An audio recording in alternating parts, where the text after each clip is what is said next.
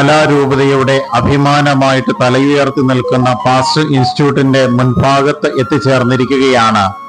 വൈദികരുടെ വാർഷിക ധ്യാനത്തോട് അനുബന്ധിച്ച് എത്തിച്ചേർന്നു കഴിഞ്ഞപ്പോൾ അതീവ ശോഭയോടെ ഇന്നും വർഷങ്ങളുടെ പാരമ്പര്യമുള്ള ഈ പാസ്റ്റർ ഇൻസ്റ്റിറ്റ്യൂട്ട് തലയുയർത്തി നിൽക്കുന്നത് കണ്ടു കഴിഞ്ഞപ്പോൾ ഒരു വീഡിയോ ചിത്രീകരണ പാതിരീസ് യാത്രയില് ആവശ്യകമാണ് എന്ന് തോന്നിയത് കൊണ്ട് മാത്രമാണ് ഈ എപ്പിസോഡ് പുറത്തിറക്കുന്നത്.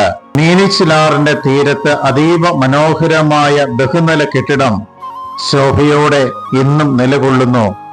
അവിടെയാണ് പാലാക്കാർക്ക് അഭിമാനമായിട്ട് നിലകൊള്ളുന്ന ഈ പാസ്റ്റർ ഇൻസ്റ്റിറ്റ്യൂട്ടിലാണ് വൈദിക സമ്മേളനങ്ങൾ കൂടുതലും നടത്തപ്പെടുന്നത്. ധാരാളം മുറികൾ, ധാരാളം സൗകര്യങ്ങൾ, മറ്റു രൂപതകൾക്കൊന്നും അവകാശപ്പെടുവാനാവാത്ത രീതിയിലുള്ള നല്ല ഒരു കെട്ടിട സമുച്ചയവും താമസ സൗകര്യവും ഒക്കെ പാലായ്ക്ക് മാത്രം അവകാശപ്പെടുവാനുള്ളതാണ്.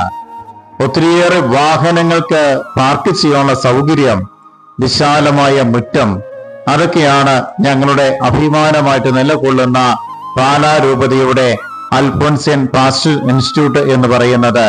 ഇത് ഒരു കാലഘട്ടത്തിന്റെ ആവശ്യകതയായിരുന്നു. ദീർഘവീക്ഷണത്തോടുകൂടി പാലാ രൂപതയിലെ അഭിവന്യ കളറിങ്ങാട്ട് പിതാവ് നേതൃത്വം കൊടുത്ത് മുൻകൈയെടുത്ത് പണി കഴിപ്പിച്ചിരിക്കുന്ന ഈ ഒരു അൽഫോൻസ്യൻ പാസ്റ്റർ ഇൻസ്റ്റിറ്റ്യൂട്ട് ഇന്നും ശോഭ കെടാതെ നിലകൊള്ളുകയാണ് മീനിച്ചിലാറിന്റെ തീരത്ത്. മറ്റു രൂപതക്കാർ പോലും സൗകര്യമില്ലാത്തതിന്റെ പേരിൽ വാർഷിക ധ്യാനം ഈ ഒരു പാസ്റ്റർ ഇൻസ്റ്റിറ്റ്യൂട്ടിൽ വെച്ച് നടത്തുന്നു എന്നറിയുമ്പോൾ പാലാക്കാർ എത്രമാത്രം മുന്നോട്ട് പോയിരിക്കുന്നു എന്നുള്ള കാര്യം ഒന്ന് ചിന്തിച്ചു നോക്കിയാൽ മാത്രം മതി. വരും കാലങ്ങളിലേക്കുള്ള ഒരു കരുതൽ നിധി കൂടിയാണ് ഈ ഒരു പാസ്റ്റർ ഇൻസ്റ്റിറ്റ്യൂട്ട് എന്ന് പറയുന്നത്. ദീർഘവീക്ഷണത്തോടുകൂടിയാണ് ഈ ഒരു കെട്ടിട സമുച്ചയം പണി കഴിപ്പിച്ചിരിക്കുന്നത്.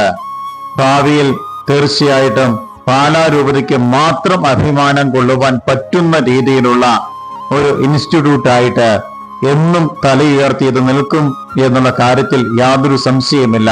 പാലാ രൂപതയുടെ അഭിമാനവും പ്രൗഢിയും നിലനിർത്തുന്ന രീതിയിലുള്ള ഈ ഒരു അൽഫോൻസ്യൻ പാസ്റ്റർ ഇൻസ്റ്റിറ്റ്യൂട്ട് എന്നും ശോഭ കെടാതെ മീനിച്ചിലാറിന്റെ തീരത്ത് നിലകൊള്ളുമാറാകട്ടെ.